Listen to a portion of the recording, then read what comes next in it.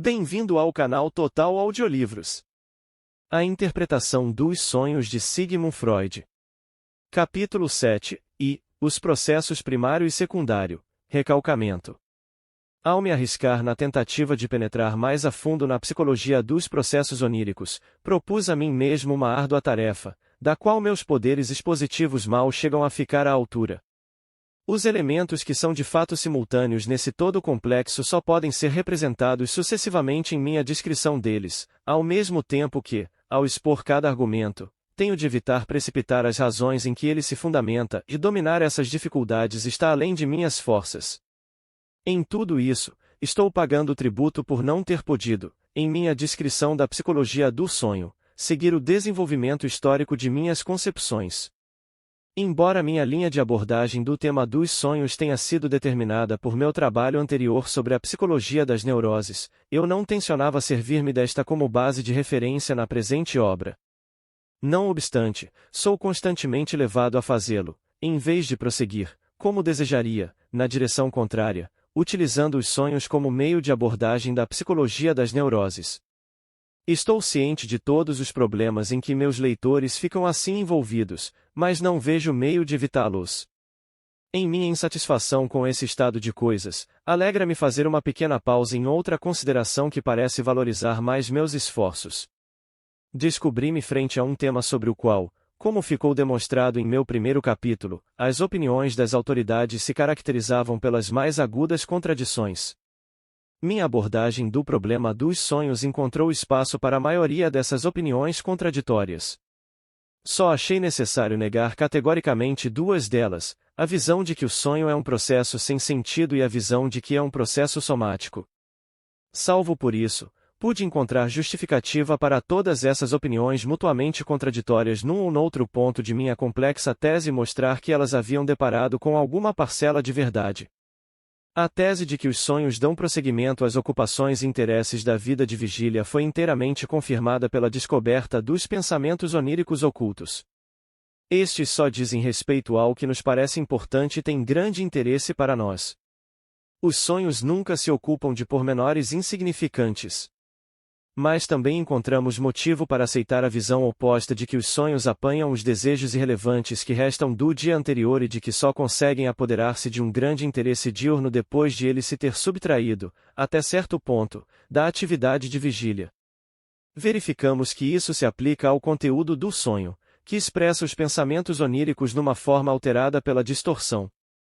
Por motivos ligados ao mecanismo de associação, como vimos, o processo onírico acha mais fácil obter controle do material de representações recente ou indiferente, que ainda não foi requisitado pela atividade de pensamento da vigília e, por motivos de censura, ele transfere a intensidade psíquica daquilo que é importante, mais objetável, para aquilo que é indiferente.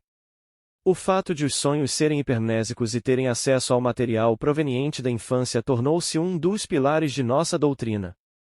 Nossa teoria dos sonhos encara os desejos originários do infantil como a força propulsora indispensável para a formação dos sonhos. Naturalmente, não nos ocorreu lançar nenhuma dúvida sobre a importância experimentalmente demonstrada dos estímulos sensoriais externos durante o sono, mas mostramos que esse material tem com o desejo onírico a mesma relação que os restos de pensamento deixados pela atividade diurna. Tampouco vimos qualquer razão para contestar a tese de que os sonhos interpretam os estímulos sensoriais objetivos tal como fazem as ilusões, mas descobrimos a razão que motiva essa interpretação, razão que não fora especificada por outros autores. A interpretação é feita de maneira que o objeto percebido não interrompa o sono e seja utilizável para fins de realização de desejo. Quanto aos estados subjetivos de excitação nos órgãos sensoriais durante o sono, cuja ocorrência parece ter sido provada por Trumbull lá de 1892, é verdade que não os aceitamos como uma fonte específica dos sonhos, mas podemos explicá-los como resultantes da revivificação regressiva das lembranças que atuam por trás do sonho. As sensações orgânicas internas, que foram comumente tomadas como um ponto cardeal na explicação do sonho, preservaram um lugar, embora mais modesto, em nossa teoria. Tais sensações, as sensações de cair, por exemplo, ou de flutuar ou estar inibido, fornecem um material acessível a qualquer momento e do qual o trabalho do sonho se vale, sempre que necessário, para expressar os pensamentos oníricos. A visão de que o processo onírico é rápido ou instantâneo é, em nossa opinião, correta no que se refere à percepção, pela consciência, do conteúdo onírico pré-formado. Parece provável que as partes precedentes do processo onírico sigam um curso lento e oscilante. Podemos contribuir para a solução do enigma dos sonhos que contém uma grande quantidade de material comprimida num lapso curtíssimo de tempo. Sugerimos que, em tais casos, trata-se de uma apoderação de estruturas prontas já existentes na psique. O fato de os sonhos serem distorcidos e mutilados pela memória é aceito por nós, mas, em nossa opinião, não constitui obstáculo, pois não passa da parte final e manifesta de uma atividade distorcedora que atua desde o próprio início da formação do sonho. No que tange ao debate acirrado e aparentemente irreconciliável sobre se a vida anímica dorme à noite ou tem tanto domínio de todas as suas faculdades quanto durante o dia, descobrimos que ambos os lados têm razão, mas nenhum está completamente certo. Encontramos nos pensamentos oníricos provas de uma função intelectual altamente complexa, que opera com quase todos os recursos do aparelho anímico. Não obstante, não se pode contestar que esses pensamentos oníricos surgiram durante o dia, e é imperativo presumir que existe na vida anímica um estado de sono. Portanto, mesmo a teoria do sono parcial mostrou seu valor, embora tenhamos descoberto que o que caracteriza o estado de sono não é a desintegração dos vínculos anímicos, mas o fato de que o sistema psíquico que detém o comando durante o dia se concentra no desejo de dormir. O fator do retraimento do mundo externo preserva sua importância em nosso esquema. Ele ajuda, embora não como determinante exclusivo, a possibilitar o caráter regressivo da representação nos sonhos. A renúncia ao direcionamento voluntário do fluxo de representações é indiscutível, mas isso não priva a vida anímica de todo e qualquer objetivo, pois vimos como, depois de se terem abandonado as representações meta-voluntárias, as involuntárias assumem o comando. Não fizemos simplesmente aceitar o caráter frouxo das ligações associativas dos sonhos, mas mostramos que ele se estende muito além do que se havia suspeitado. Descobrimos, contudo, que essas ligações frouxas são meros substitutos obrigatórios de outras que são válidas e significativas. É bem verdade que descrevemos os sonhos como absurdos, mas os exemplos nos ensinam quão sensato pode ser o sonho, mesmo quando parece absurdo. Não temos divergências de opinião quanto às funções a serem atribuídas aos sonhos.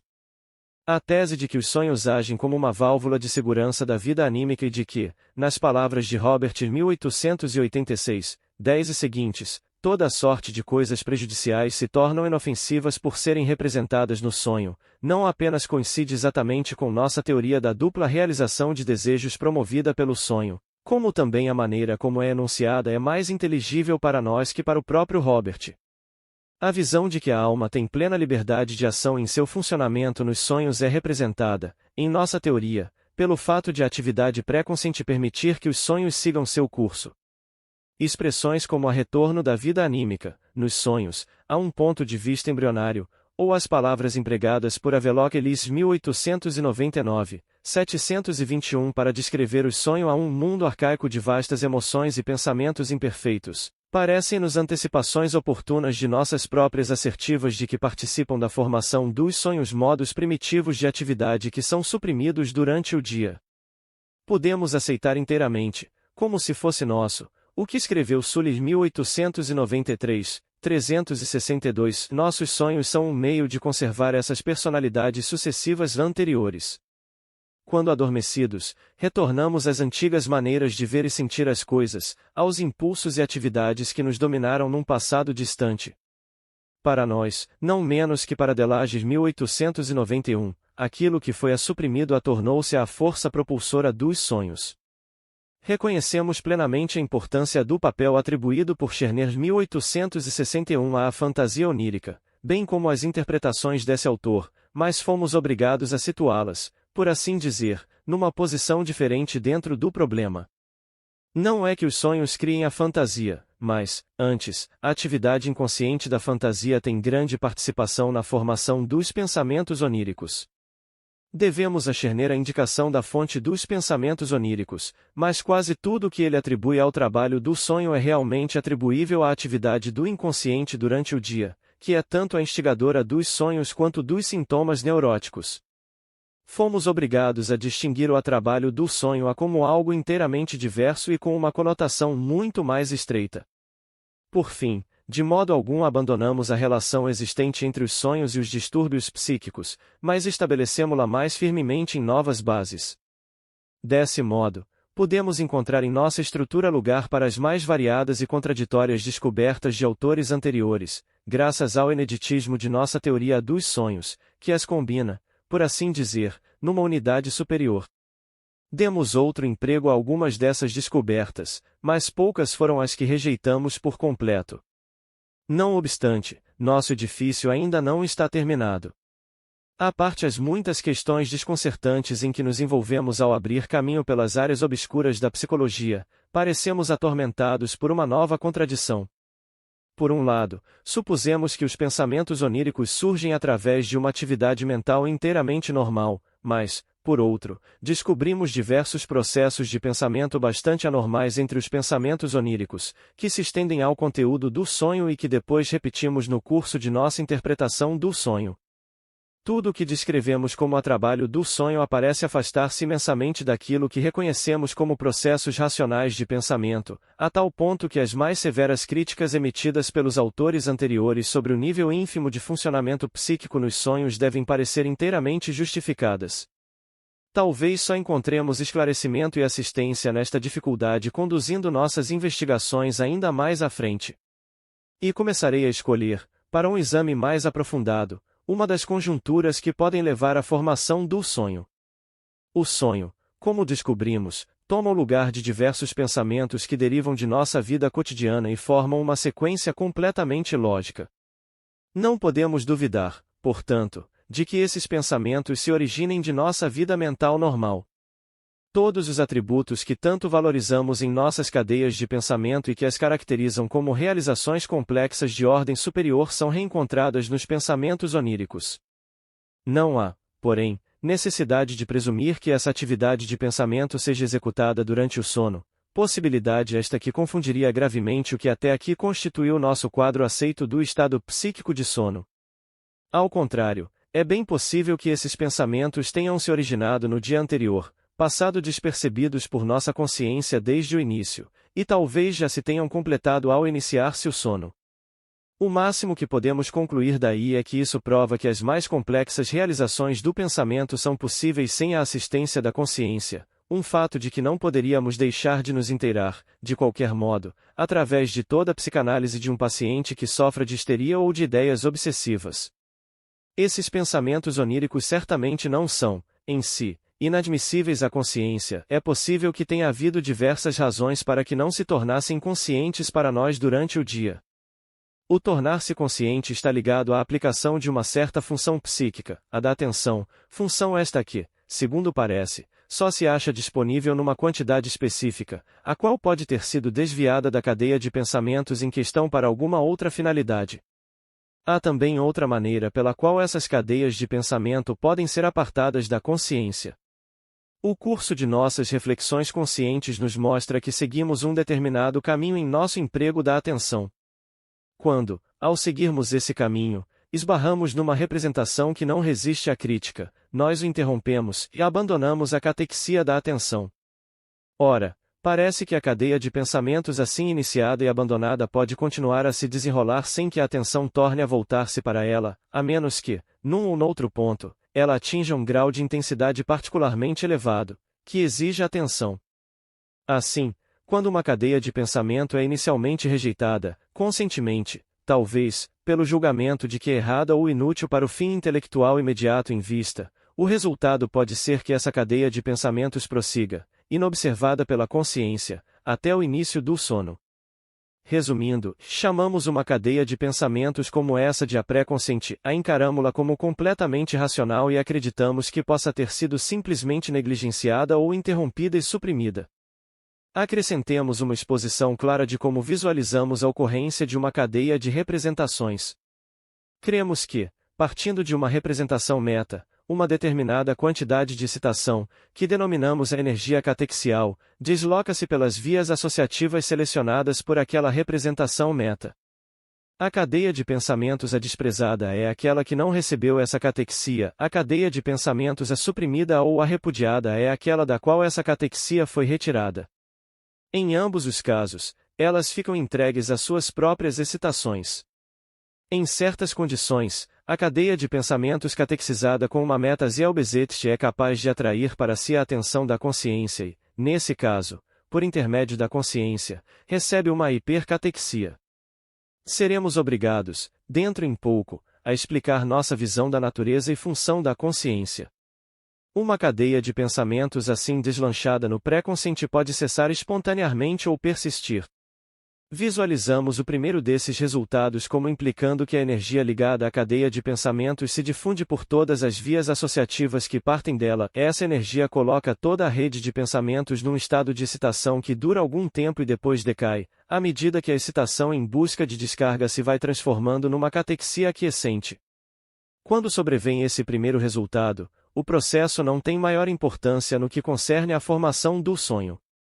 Dentro de nosso pré-consciente, porém, espreitam outras representações metaderivadas de fontes situadas em nosso inconsciente de desejos que estão sempre em estado de alerta. Eles podem assumir o controle da excitação ligada ao grupo de pensamentos deixado à sua própria sorte, estabelecer uma ligação entre ele e um desejo inconsciente e a transferir-lhe a energia que pertence a este último. Daí por diante, a cadeia de pensamentos desprezada ou suprimida fica em condições de persistir, embora o reforço que recebeu não lhe confira nenhum direito de acesso à consciência. Podemos exprimir isso dizendo que a cadeia de pensamentos até então pré-consciente foi agora arrastada para o inconsciente. Outras conjunturas podem conduzir à formação do sonho.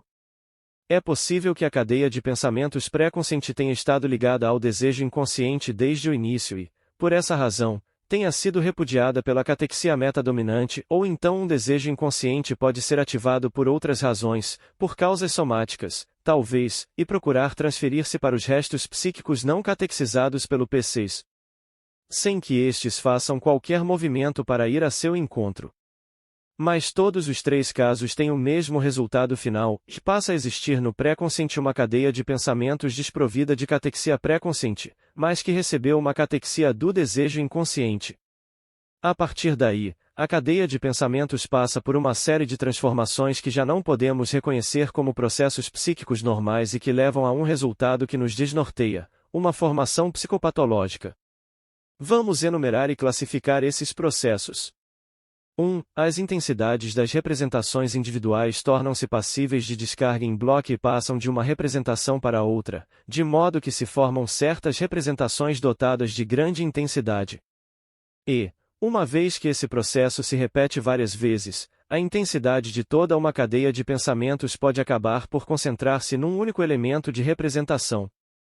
Temos aí o fato da compressão ou a condensação, que se tornou conhecida no trabalho do sonho. É ela a principal responsável pela impressão desconcertante que os sonhos causam em nós, pois não conhecemos nada que lhes seja análogo na vida anímica normal e acessível à consciência. Também na vida anímica normal encontramos representações que, como pontos nodais ou resultados finais de cadeias inteiras de pensamento, possuem um alto grau de significação psíquica, mas essa significação não se expressa em nenhum aspecto sensorialmente óbvio para a percepção interna, sua representação perceptiva não é mais intensa, em nenhum aspecto, por causa de sua significação psíquica.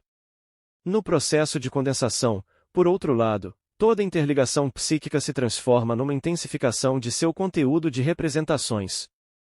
É o mesmo que acontece quando, ao preparar um livro para publicação, faço com que alguma palavra de importância especial para a compreensão do texto seja impressa em tipo espacejado ou em negrito, ou quando, ao falar, pronuncio essa mesma palavra em voz mais alta, lentamente com ênfase especial.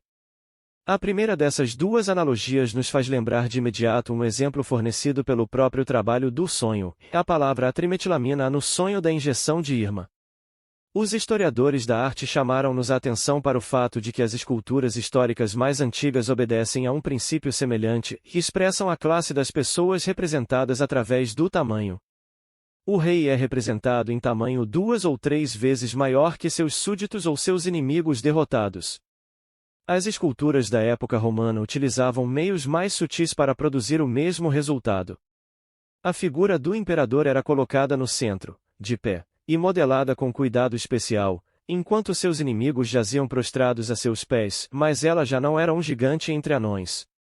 As reverências com que os subalternos ainda hoje saúdam seus superiores são um eco desse mesmo antigo princípio de representação.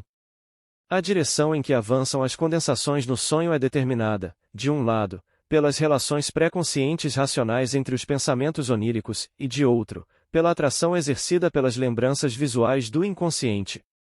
O efeito do trabalho de condensação é a obtenção das intensidades necessárias para forçar a irrupção nos sistemas perceptivos. 2. Graças, também, à liberdade com que as intensidades são transferíveis, formam-se a representações intermediárias assemelhantes a compromissos, sob a influência da condensação. Isso é, novamente, algo inaudito nas cadeias normais de representações, onde a ênfase principal recai sobre a seleção e a retenção do elemento de representação A correto. Por outro lado, com notável frequência ocorrem formações mistas e compromissos quando tentamos expressar os pensamentos pré-conscientes na fala. Eles são então encarados como exemplos de lapsos de linguagem. 3. As representações que transferem umas às outras suas intensidades mantêm entre si as mais frouxas relações. São vinculadas por um tipo de associação que é desdenhado por nosso pensamento normal e relegado ao uso nos xistes. Em particular, encontramos associações baseadas em homônimos e parônimos, que são tratadas como tendo o mesmo valor que as demais. 4. Os pensamentos mutuamente contraditórios não fazem qualquer tentativa de anular uns aos outros, mas subsistem lado a lado. Combinam-se frequentemente para formar condensações, como se não houvesse nenhuma contradição entre eles, ou chegam a formações de compromisso que nossos pensamentos conscientes nunca tolerariam, mas que são a miúde admitidos em nossas ações. Estes são alguns dos mais notáveis dentre os processos anormais a que os pensamentos oníricos, antes formados em bases racionais, são submetidos no decurso do trabalho do sonho. Veremos que a principal característica desses processos é que toda a ênfase recai em tornar móvel e passível de descarga a energia catexizante, o conteúdo e o significado intrínseco dos elementos psíquicos a que se ligam as catexias são tratados como coisas de importância secundária. Poder-se-ia supor que a condensação e a formação de compromisso só se dão para facilitar a regressão, isto é, quando se trata de transformar pensamentos em imagens. Todavia, a análise, e, mais ainda, a síntese, dos sonhos que não envolvem essa regressão a imagens, como, por exemplo, o sonho do Autodidasquer, conversa com o professor N, exibe os mesmos processos de deslocamento e condensação que os outros.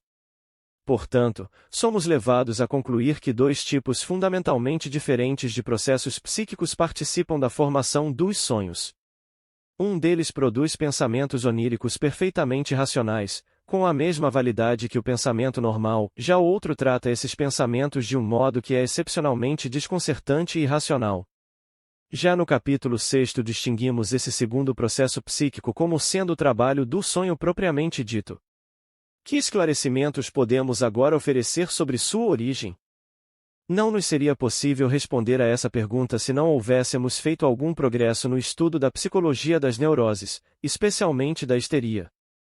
Dela depreendemos que os mesmos processos psíquicos irracionais, e outros que não especificamos, regem a produção dos sintomas histéricos. Na histeria, além disso, deparamos com uma série de pensamentos perfeitamente racionais, com o mesmo valor de nossos pensamentos conscientes. A princípio, no entanto, nada sabemos sobre sua existência nessa forma e só podemos reconstruí-los posteriormente. Quando eles se impõem à nossa atenção em determinado ponto, descobrimos, pela análise do sintoma produzido, que esses pensamentos normais foram submetidos a um tratamento anormal, e foram transformados no sintoma por meio da condensação e da formação de compromisso, através de associações superficiais e do descaso pelas contradições, e também, possivelmente, pela via da regressão. Em vista da completa identidade entre os aspectos característicos do trabalho do sonho e os da atividade psíquica que desemboca nos sintomas psiconeuróticos, sentimos-nos autorizados a transpor para os sonhos as conclusões a que fomos levados pela histeria. Por conseguinte, tomamos da teoria da histeria a seguinte tese: uma cadeia de pensamento normal só é submetida a esse tratamento psíquico anormal que vimos descrevendo quando um desejo inconsciente, derivado da infância e em estado de recalcamento, se transfere para ela. Segundo essa tese, construímos nossa teoria dos sonhos sobre o pressuposto de que o desejo onírico que fornece a força impulsora provém invariavelmente do inconsciente. Esse pressuposto, como eu mesmo estou pronto a admitir, não pode ser genericamente comprovado, embora tampouco se possa refutá-lo. Entretanto, para explicar o que se pretende dizer com recalcamento, termo com que já jogamos tantas vezes, é necessário avançar mais uma etapa na construção de nosso arcabouço psicológico. Já exploramos a ficção de um aparelho psíquico primitivo cujas atividades são reguladas pelo esforço de evitar um acúmulo de excitação e de se manter, tanto quanto possível, sem excitação. Por isso ele foi construído segundo o esquema de um aparelho reflexo. A motilidade, que é em primeiro lugar um meio de promover alterações internas no corpo, está à sua disposição como via de descarga. Discutimos depois as consequências psíquicas de uma vivência de satisfação, e a isso já podemos acrescentar uma segunda hipótese, no sentido de que o acúmulo de excitação, acarretado de diversas maneiras de que não precisamos ocupar-nos, é vivido como desprazer, e coloca o aparelho em ação com vistas a repetir a vivência de satisfação, que envolveu um decréscimo da excitação e foi sentida como prazer. A esse tipo de corrente no interior do aparelho, partindo do desprazer e apontando para o prazer, demos o nome de desejo. Afirmamos que só o desejo é capaz de pôr o aparelho em movimento e que o curso da excitação dentro dele é automaticamente regulado pelas sensações de prazer e desprazer. O primeiro desejar parece ter consistido numa catequização alucinatória da lembrança da satisfação. Essas alucinações, contudo, não podendo ser mantidas até o esgotamento, mostraram-se insuficientes para promover a cessação da necessidade, ou, por conseguinte, o prazer ligado à satisfação. Tornou-se necessária uma segunda atividade, ou, em nossa terminologia, a atividade de um segundo sistema, que não permitisse a catexia mnêmica avançar até a percepção e desde aí ligar as forças psíquicas, mas que desviasse a excitação surgida da necessidade por uma via indireta que, em última análise, através do movimento voluntário, alterasse o mundo externo de tal maneira que se tornasse possível chegar a uma percepção real do objeto de satisfação. Já esboçamos nosso quadro esquemático do aparelho psíquico até esse ponto. Os dois sistemas são o germe daquilo que, no aparelho plenamente desenvolvido, descrevemos como ICS e o PCs. Para que se possa empregar a motilidade para efetuar no mundo externo alterações que sejam efetivas, é necessário acumular um grande número de experiências nos sistemas mnêmicos e uma multiplicidade de registros permanentes das associações evocadas nesse material mnêmico por diferentes representações meta.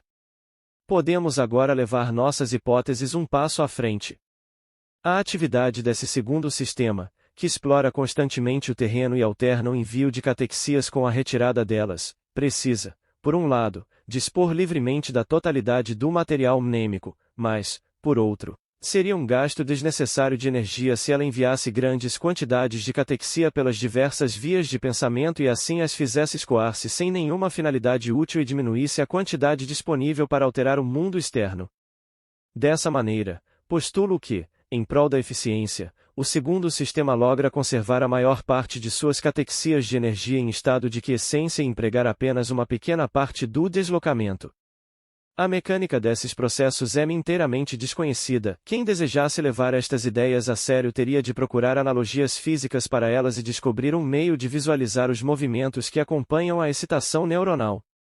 Insisto tão somente na ideia de que a atividade do primeiro sistema Y está orientada para garantir a livre descarga às quantidades de excitação, enquanto o segundo sistema, por meio das catexias que dele emanam, consegue inibir essa descarga e transformar a catexia numa catexia quiescente, sem dúvida com uma elevação simultânea de seu nível.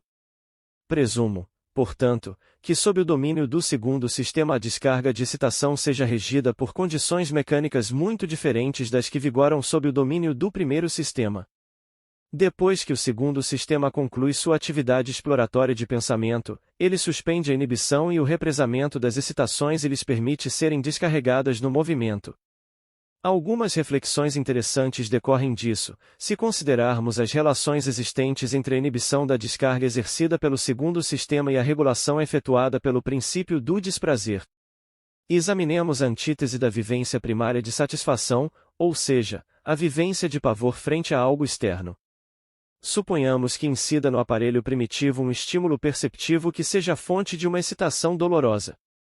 Sobrevêm então manifestações motoras descoordenadas, até que uma delas faz com que o aparelho se retraia da percepção e, ao mesmo tempo, da dor.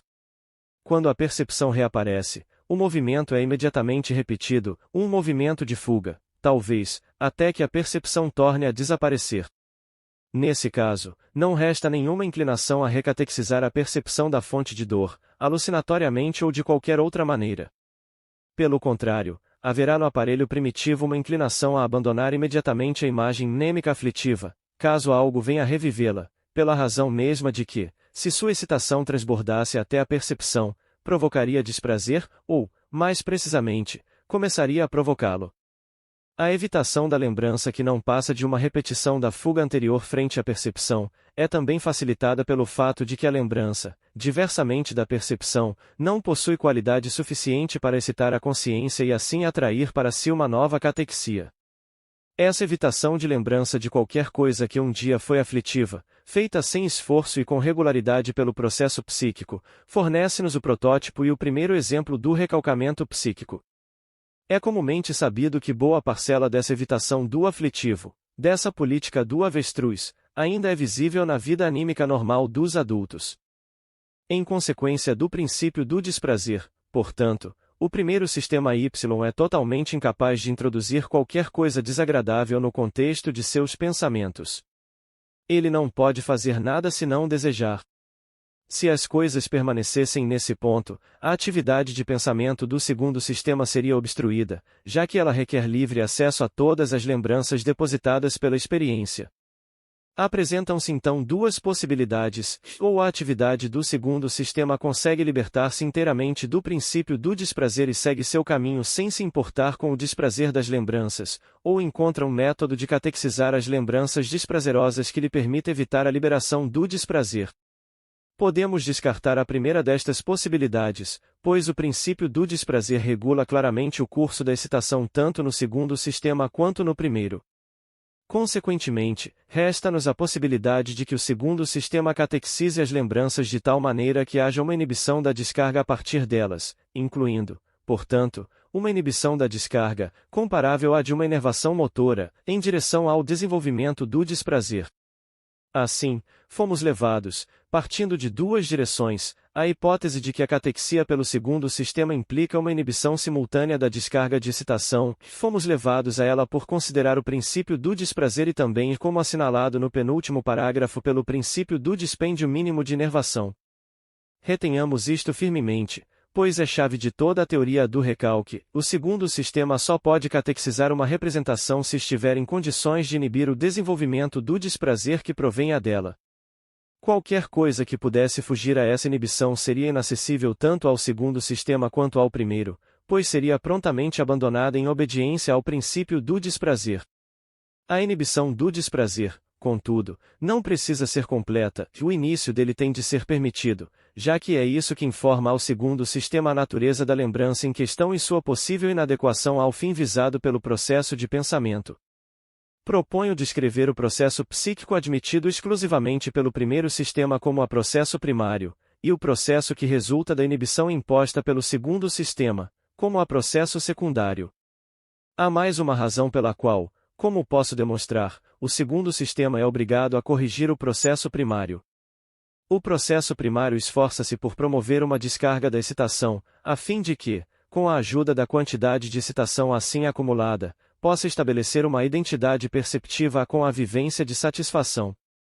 O processo secundário, contudo, abandonou essa intenção e adotou outra em seu lugar, o estabelecimento de uma identidade de pensamento com aquela vivência.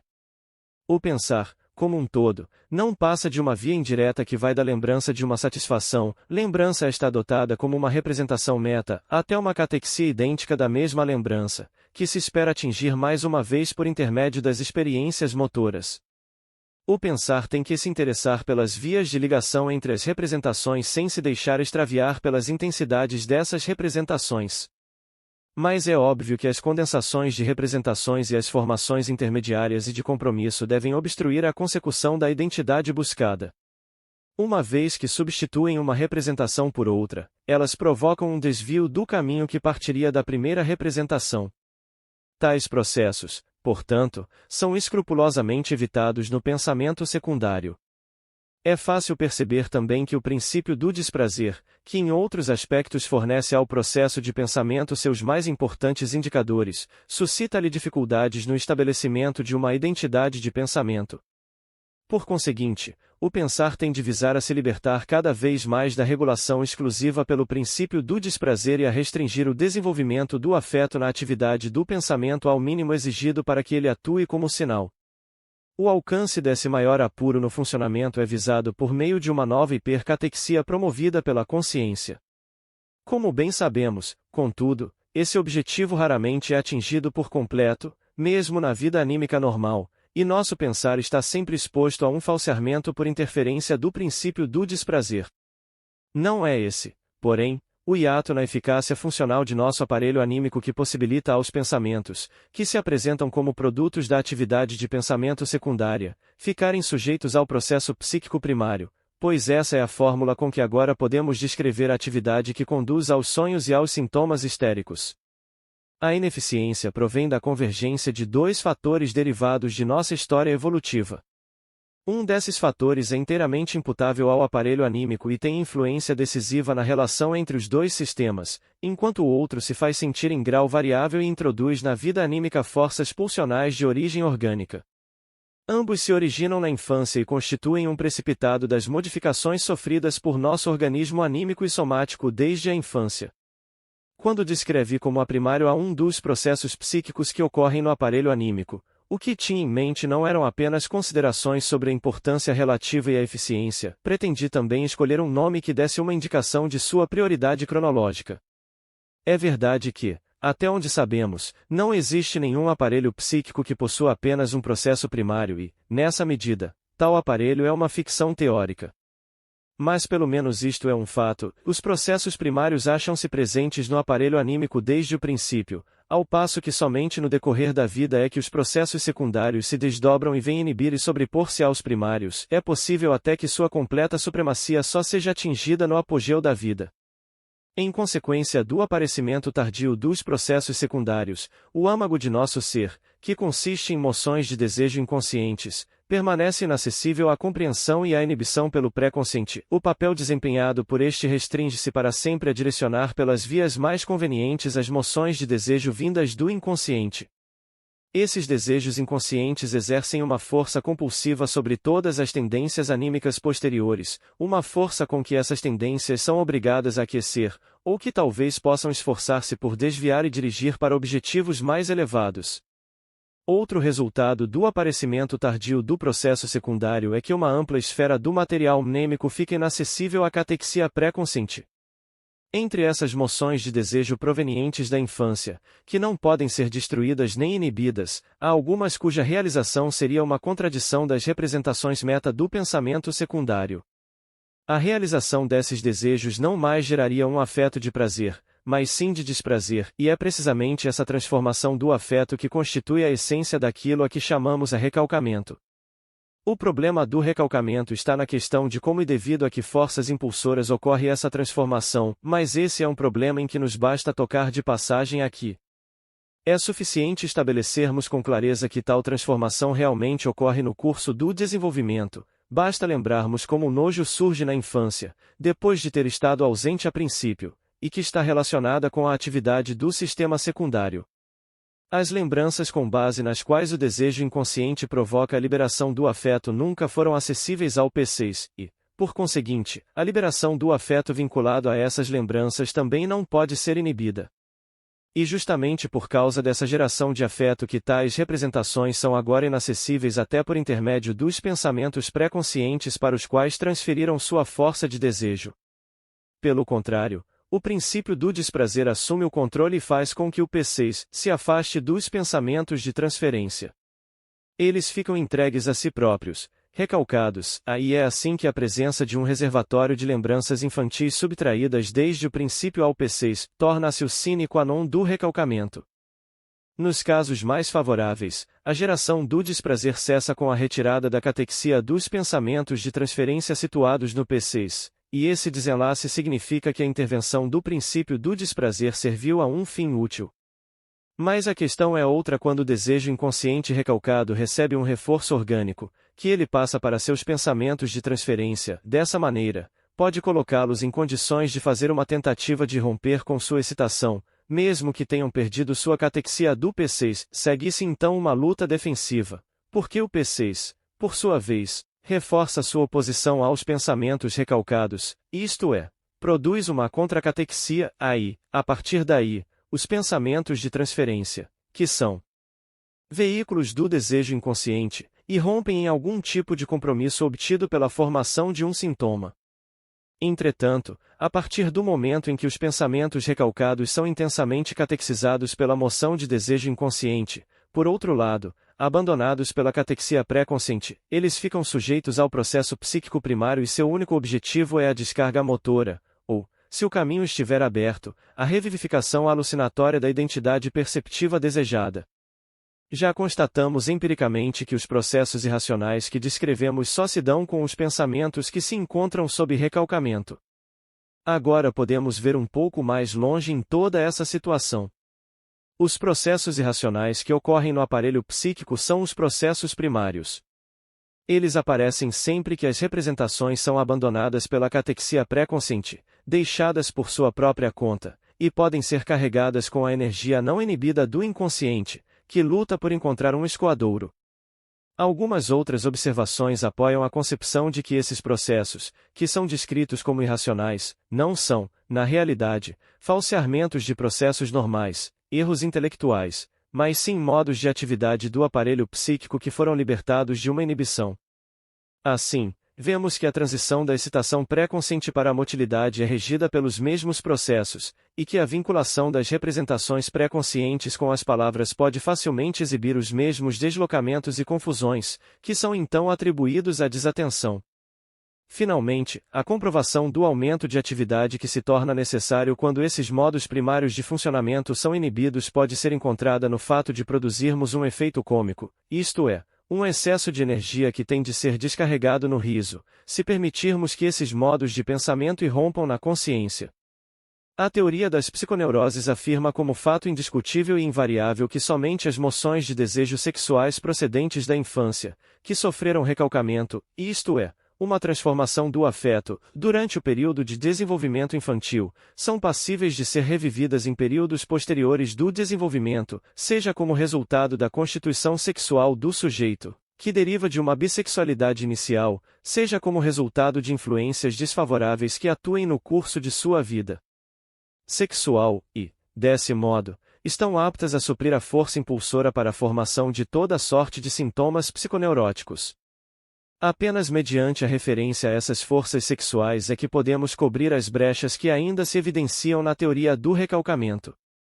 Deixarei em aberto a questão de esses fatores sexuais infantis serem igualmente exigidos na teoria dos sonhos. Deixarei tal teoria incompleta neste ponto, uma vez que já foi um passo além do que se pode demonstrar ao presumir que os desejos oníricos provêm invariavelmente do inconsciente. Tampouco proponho investigar mais a fundo a natureza da distinção entre a interação das forças psíquicas na formação dos sonhos e na dos sintomas histéricos. Ainda não dispomos de um conhecimento suficientemente preciso de um dos dois termos da comparação. Mas há outro ponto a que dou importância, e devo confessar que foi exclusivamente por causa dele que me embrenhei aqui em todas essas discussões dos dois sistemas psíquicos e de seus modos de atividade e de recalcamento. Não se trata agora de saber se formei uma opinião aproximadamente correta dos fatores psicológicos em que estamos interessados, ou se, como é bem possível em assuntos tão difíceis, o quadro que forneço deles é distorcido e incompleto. Por mais que se possam fazer alterações em nossa interpretação da censura psíquica e das elaborações racionais e anormais do conteúdo do sonho, continua a ser verdade que tais processos atuam na formação dos sonhos e mostram a mais estreita analogia, em seus elementos essenciais, com os processos observáveis na formação dos sintomas histéricos. O sonho, porém, não é um fenômeno patológico, não pressupõe nenhuma perturbação do equilíbrio psíquico e não deixa como sequela nenhuma perda de eficiência. Talvez se faça a sugestão de que nenhuma conclusão sobre os sonhos das pessoas normais pode ser extraída de meus sonhos ou dos de meus pacientes, mas essa, penso eu, é uma objeção que se pode desprezar em segurança. Portanto, se podemos inferir dos fenômenos suas forças impulsoras, temos de reconhecer que o mecanismo psíquico empregado pelas neuroses não é criado pelo impacto de uma perturbação patológica sobre a vida anímica, mas já está presente na estrutura normal do aparelho anímico. Os dois sistemas psíquicos, a censura na passagem entre um e outro, a inibição e a superposição de uma atividade pela outra, as relações de ambas com a consciência, ou quaisquer que sejam as interpretações mais corretas dos fatos observados a tomar seu lugar, tudo isso faz parte da estrutura normal de nosso instrumento anímico, e os sonhos nos mostram um dos caminhos que levam à compreensão de sua estrutura. Se nos restringirmos ao mínimo de novos conhecimentos já estabelecido com certeza, ainda assim poderemos dizer sobre os sonhos que eles provaram que o suprimido continua a existir tanto nas pessoas normais quanto nas anormais e permanece capaz de funcionamento psíquico. Os próprios sonhos figuram entre as manifestações desse material suprimido, segundo a teoria. Isso acontece em todos os casos, e pode ser empiricamente observado pelo menos num grande número deles, precisamente nos casos que exibem com mais clareza as notáveis peculiaridades da vida onírica. Na vida de vigília, o material suprimido da psique é impedido de se expressar e é isolado da percepção interna, graças ao fato de se eliminarem as contradições nele presentes, um dos lados é abandonado em favor do outro. Durante a noite, porém, sob a influência de um impulso à formação de compromissos, esse material suprimido encontra meios e modos de romper na consciência. Flectere sine quo superos, acheronta movebo. A interpretação dos sonhos é a via real para o conhecimento das atividades da vida anímica. Pela análise dos sonhos podemos dar um passo à frente em nosso entendimento da composição desse que é o mais maravilhoso e mais misterioso de todos os instrumentos. Apenas um pequeno passo, sem dúvida, mas já é um começo. E esse começo nos permitirá levar sua análise mais adiante, com base em outras estruturas que devem ser chamadas de patológicas. É que as enfermidades, ao menos as que são corretamente denominadas de afuncionais, não pressupõem a desintegração do aparelho ou a produção de novas divisões em seu interior. Elas devem ser explicadas em termos dinâmicos, pelo fortalecimento e enfraquecimento dos diversos componentes da interação de forças, da qual tantos efeitos ficam ocultos enquanto as funções permanecem normais. Espero poder mostrar em outro texto como a composição do aparelho a partir de duas instâncias faz com que também a função normal possa se dar com maior refinamento do que seria possível com apenas uma delas. Obrigado por visitar o canal Total Audiolivros.